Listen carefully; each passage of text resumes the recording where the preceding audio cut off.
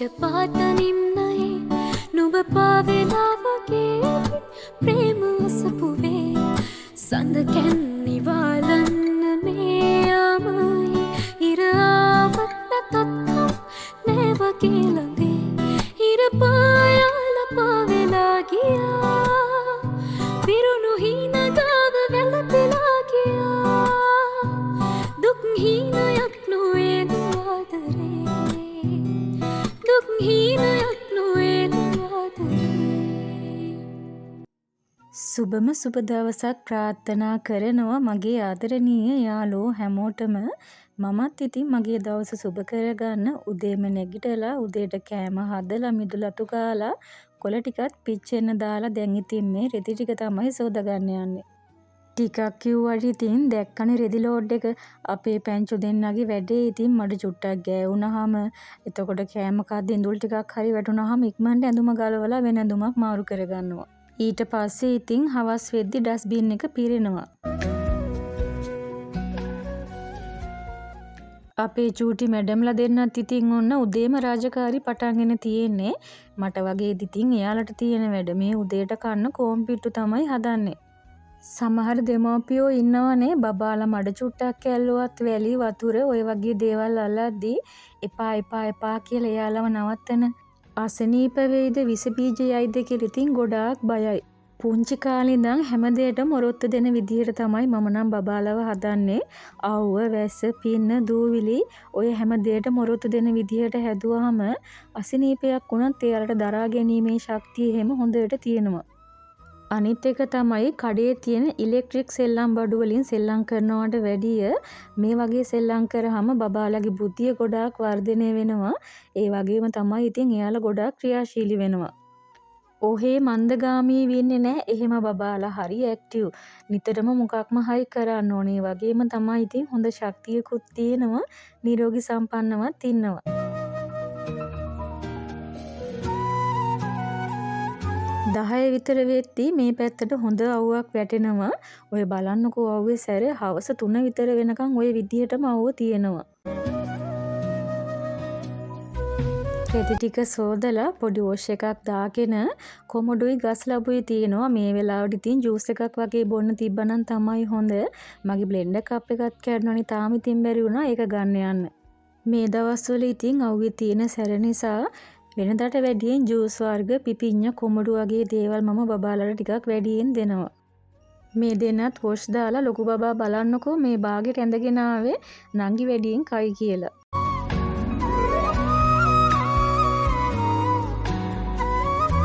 උදේ මම ගේස් කරේ නැහැ. සාලි මකුන්දර ටිකක් එහෙම තියෙනවා.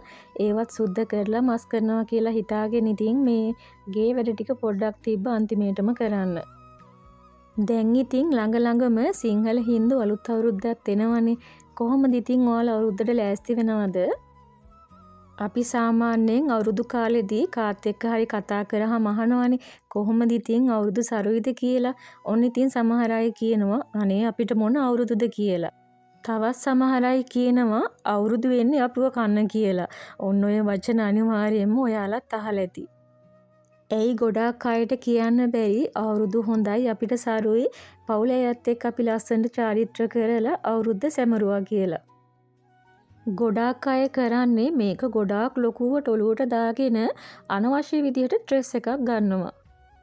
අප්‍රේල් මාසේ අවුරුද්ද කිව්වහම කොයි කාටත් ඉතින් මුලින්ම මතක් වෙන්නේ ඇඳුම්. අපි සාමාන්‍යයෙන් අනිවාර්යයෙන්ම අවුරුද්දට ඇඳුම් ගන්නවනේ.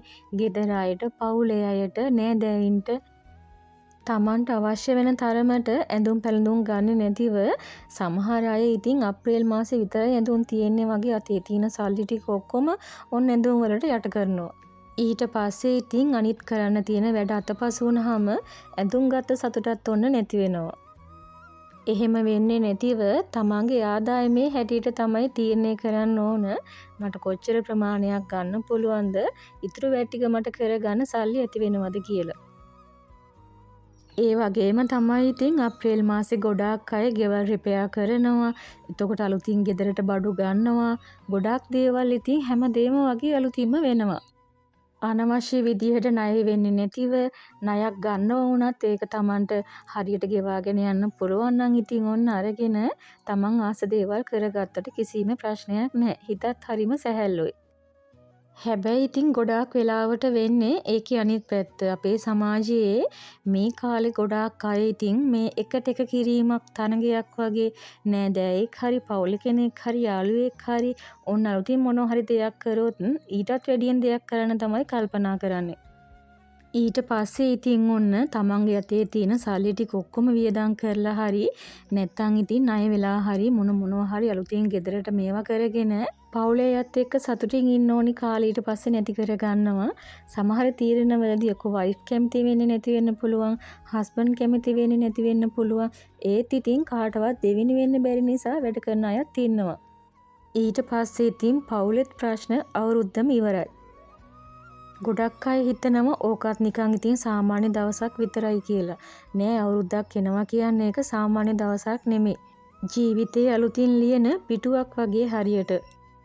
පරණ දුක් කරදර අසාර්ථක වීම ඔය හැමදේම අමතක කරලා ජීවිතේ අලුතින් ආරම්භ කරන්න අවස්ථාවක් කරගන්න.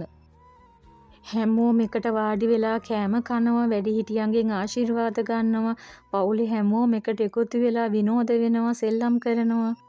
මේ වගේන් වෙන්නේ පවුලේ ආදරය තවත් වැඩි වෙනවා, බැඳීම් තව තවත් අලුත් වෙනවා. හොඳ ශක්තියක් සාර්ථකතාවයක් ලැබෙන්න කියන විශ්වාසයෙන් නැකත් චාරිත්‍ර ඉටු කරාම අවුරුද්ද පුරාවට මේක අපිට හොඳ විදිහට බලපානවා. ගොඩාක් අය නැකත් විශ්වාස කරන්නේ නැහැනේ. මම නම් විශ්වාස කරනවා. මම හරි ආසයි ඒවා කරන්න. කවුරුත් කියනවට කරනව දිහා බලලා නෙමෙයි තමන්ගේ හිතේ විශ්වාසයෙන් කරන ඕනිම දෙයක් කවදම් හරි දවසක අනිවාර්යයෙන්ම සාර්ථක වෙනවා. ඔය කොයි දේ කරන්නත් ඉතින් මුලින්ම අපේ මනස නිදහසේ තියාගන්න ඕන. ඒකයි මම අර දේවල් කලින්ම කිව්වෙත්. මම මේ මකුණු දැල්ල එහෙම කඩන්නේ අලුත් අවුරුද්දට නෙමෙයි හොඳද? අලුත් අවුරුද්දට ගෙදර ක්ලීන් කරන වීඩියෝ එකක් මම ඔයාලට අරගෙන එන්නම්කෝ. මට ඉතින් මේ මකුණු දැල්ල එහෙම චුට්ට තියෙද්දි ඔළුවට හරි බරක් වගේ තමයි දැනෙන්නේ. අවුරුද්දක් විශේෂ අවස්ථාවක් වෙනකන් ඉන්නේ නැහැ මම නම් ගෙදර ලස්සනට තියාගන්නවා. ගොඩාක් සල්ලි වියදම් කරලා අවුරුදු සමරන්න හැමෝටම හැකියාවක් නැහැනේ. ඒත් ඉතින් ඔය නැති දේවල් ගැන හිත ඉන්නේ නැතිව හරිම සරල විදිහට ඒ දේවල් කරගන්න පුළුවන්. ගෙදර රස කැවිලි ටිකක් හදලා දරුවෝ කොච්චර සතුටු වෙනවද? මොන අඩුපාඩුකම් තිබුණත් ගෙදර අම්මා හිතන විදිහ පොඩ්ඩක් වෙනස් කරොත් මුළු පවුලම ඉතින් සතුටින් තියන්න පුළුවන්. හැමදේම අප්‍රේල් මාසෙම කරන්න හිතාගෙන වැඩ කරන්න එපා. කලින් ඉඳන්ම ලෑස්ති වෙන්න. තාමත් පරක්කු නැහැ. Tamanට අතට සල්ලි හම්බ වෙන විදිහට චූටි ගාණක් හරි ඒකෙන් ඉතුරු කරන්න අප්‍රේල් මාසෙට ගන්න. මම කොහොමත් හැම අවුරුද්දෙම පෙබරවාරි මාසේ ඉඳන් අප්‍රේල් මාසෙට වියදමට ගන්න පොඩි ගාණක් ඉතුරු කරනවා. මට හම්බ වෙන සල්ලි වලින් හස්බන්ඩ් දන්නෙත් නැහැ තාම මං එහෙම ඉතුරු කරනවා කියලා. දැන් ඉතින් මේ වීඩියෝ එකෙන් පස්සේ එයාත් දන්නවනේ. ඉන්නකො ඉතින් ඔයාලටත් පෙන්නන්න. මේ තියෙන්නේ මගේ ප්‍රයිවට් බෑන්ක් එක. අපි දෙන්න ඉතින් හවුලියත් එකක් කරගෙන යනවා. ඒ ගැන නම් මම ඔයාලට වීඩියෝ එකක් දැම්මනේ. අවවාදයට වැඩිය ආදර්ශය උතුම් කියනවනේ නේද? ඔන්න ඉතින් තාමත් පරක්කු නැහැ. තවත් දවස් තියෙනවා. චූටිවට හරි කීය හරි එකතු කරන්න මොකක්ම හරි දෙයකට ප්‍රයෝජනවත් වෙයි. මම තනියෙන් ටවුන් එකට එහෙම යද්දී මට වියදමට දෙන සල්ලි වලින් ඉතුරු සල්ලි එතකොට එයාගේ පර්ස් එකේ තියෙන මේ මාරු සල්ලි පොඩි ඒ වගේ ඒව අරගෙන ඉතින් ඔහොම තමයි මම මේක එකතු කරන්නේ. වෙන මාස වලට නම් ඉතින් මාසයේ අවසානයේ ඉතුරු වෙන සල්ලි මම වියදම් කරනවානේ. මේ අවුරුද්ද ලඟ වුණාම වියදම් කරන්නේ නැහැ. මාස දෙකකට විතර කලින් ඉඳන් සල්ලි ටික එකතු කරනවා. ලොකුවට හිතන්න ගියොත් එහෙම අපි කඩා වැටෙන්න පුළුවන්. කරගන්න බැරි වෙයිද කියලා බය හිතෙන්න පුළුවන්. සරලව කරන්න පටන් ගන්න කල් තියාම 20 හරියේ 100 ගානේ චුට්ට එකතු කරාම සාමාන්‍ය මොකක්ම හරි ප්‍රයෝජනයකට ඔය සල්ලි ඉතින් උවමනාවක් වෙයි. ගෙදර වැඩවලදී වුණත් ගොඩාක් අය හිතනවා නෑ දැම්ම කරලා තිබ්බොත් එහෙම අවුරුදු ලඟ වුණාම ආයෙමත් කරන්න වෙනවා කියලා. අන්තිම තප්පරේ වෙනකන් ඉන්නේ නැතිව පුළුවන් වෙලාවට ගෙදර දොරේදී වුණත් Tamanට වෙලාවක් තියෙන වෙලාවක තියෙන අඩුපාඩු ගැන බලන්න. සුද්ධ කරන්න තියෙන ඒවා පිරිසිදු කරන්න තියෙන ඒවා පිරිසිදු කරගන්න. එතකොට ඉතින් අවුරුද්ද ලං වුණාම මැරීගෙන කරන්න දෙයක් නැහැ. හරිම සරලව නිදහසේ වැඩ ටික කරගන්න පුළුවන්.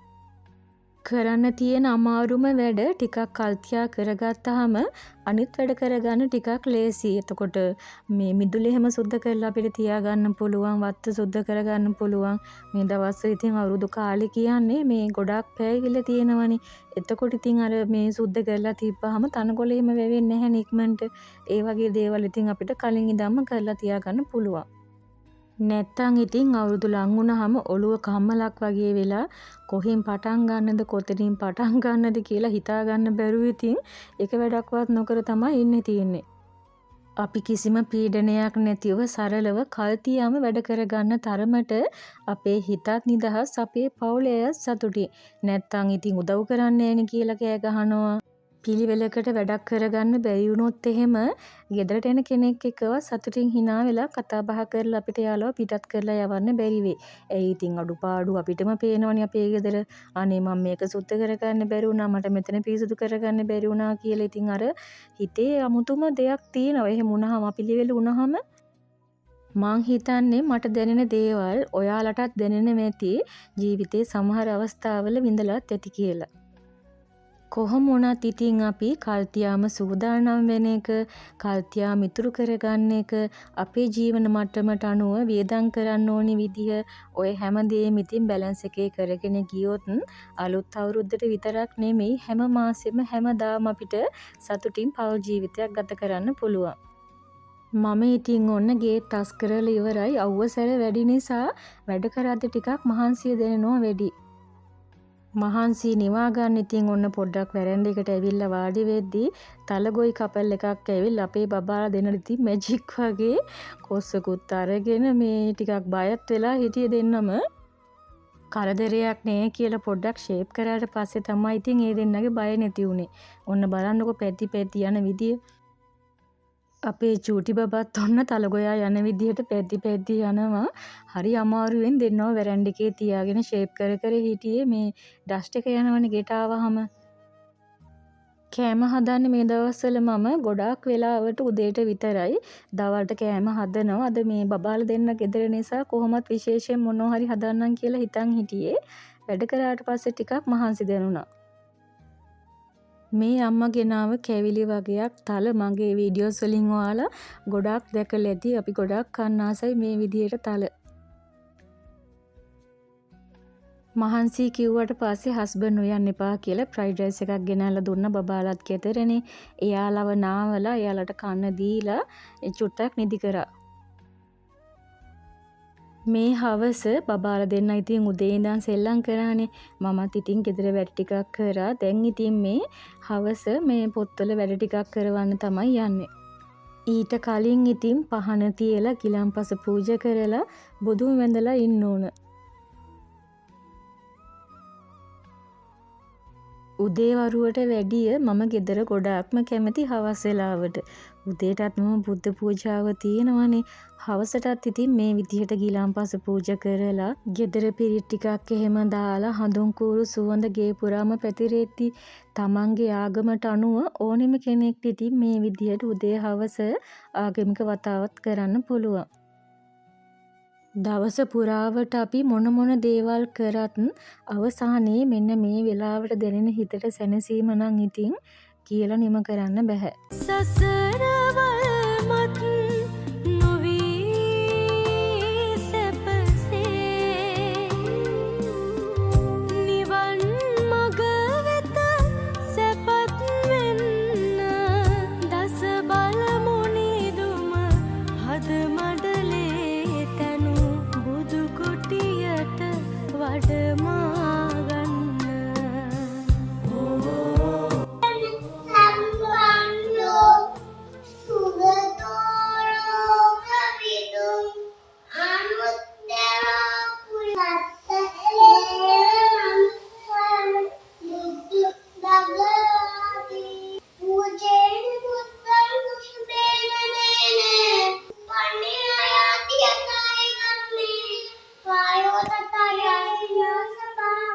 පහන තියලා ඉවරුණාට පස්සේ ඔන්න බ්‍රූනි ආවා. මෙයා ගැන ඉතින් මගේ වීඩියෝස් බලන අය දන්නවනේ. අද යාට නයිට් ඩියුටි වගේ. ඉතින් මේ පාර අලුත් අවුරුද්දේ ගිය අවුරුදු වලටත් වැඩිය සතුටින් සමරන්න හැකියාව ලැබේවා කියලා මම ප්‍රාර්ථනා කරනවා. දැන් මේ ඉඳන්ම ප්ලෑන් කරලා සල්ලි එකතු කරලා අලුත් අවුරුද්දට සූදානම් වෙන්න. නිදහසේ බරක් නැතිව අපිම හදාගත්ත සතුට හිතට ගොඩාක් ලස්සනයි. ජීවත් වෙලා ඉන්න ටික කාලේ කවුරුත් නිසා සැලෙන්නේ නැතිව අපේ සතුට අපිම හොයාගෙන සැනසීමෙන් ජීවත් වෙමු. අපි දන්නේ නෑනේ ඉතින් ඉස්සරහට මොනව වෙයිද කියලා. ඒක නිසා ඉතින් ඉන්න කාලේ තමන්ගේ පවුල අයත් එක්ක සතුටින් සැනසීමෙන් ජීවත් වෙන එක තරම් වටින දෙයක් කොහෙවත් නෑ. පේනවනේ ඉතින් රටේ ලෝකෙ සිද්ධ වෙන දේවල් මේ දවස්වල. හැමෝම සතුටින් පරිස්සමෙන් ඉන්න බුදු සරණයි ඔයාලා හැමෝටම.